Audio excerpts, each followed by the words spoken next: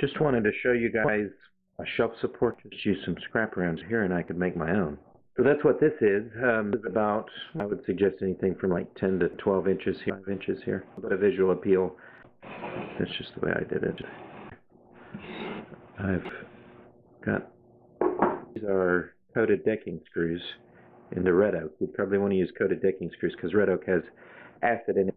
You want to make sure that you get this countersunk a little bit. It's critical to pre-drill in red oak. Absolutely, you need to pre-drill this part. That's going to let the screw slide in the slot so that it will grab on the back, and by free spinning it'll cinch down and just slide right through and get you a good cinch down. Pre-drill too far though, you pre-drill a little bit into your other stock here, probably you're going to see that your screw doesn't catch at all. Take a piece of electrical tape or any other type of tape, duct tape or whatever, masking tape works fine, and just tape it around your drill bit. If this is the stock, like this is what you're pre-drilling, then you would just want to measure it against here, tape it off so that you know that you're not going in too deep.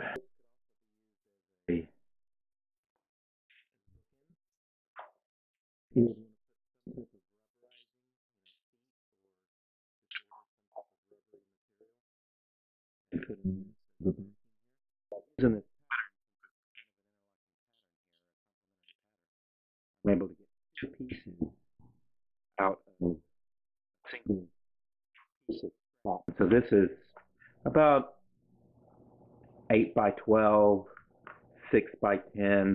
On this one, I've got it aligned here so that this is against the back wall, and this is my shelf here. I did it this way to try to make this support here as long as possible to give me more shelf space. I was trying to maximize my shelf space. You have to worry less about the alignment if you do it this way, so that your runner board here actually extends all the way to the wall. And when you're leveling it, you really want to be able to level it based on this entire piece here. I recommend that you run the board all the way here. Then when you're hanging it, you can level this board here, and all the way to the back you're going to have a nice smooth. And I didn't try to be real professional on it. You can see here I've got it installed, and you'll notice probably that it's not perfect. These are all being made from scrap. They're going to be irregular basically. And with 3 screws in here, with 3 of these decking screws, they're probably 1 5/8 inches.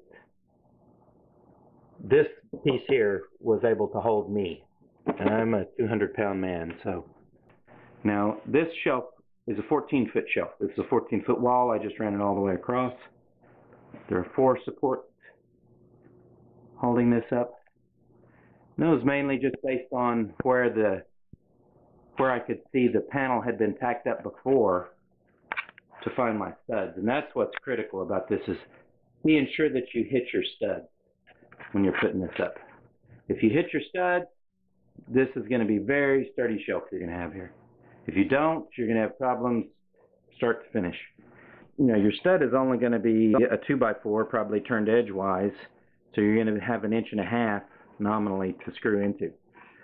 So in order to be sure to hit that, I changed from putting my screws in like this and going fairly straight through to putting them in at a bit of an angle here, as you can see by looking at the bottom.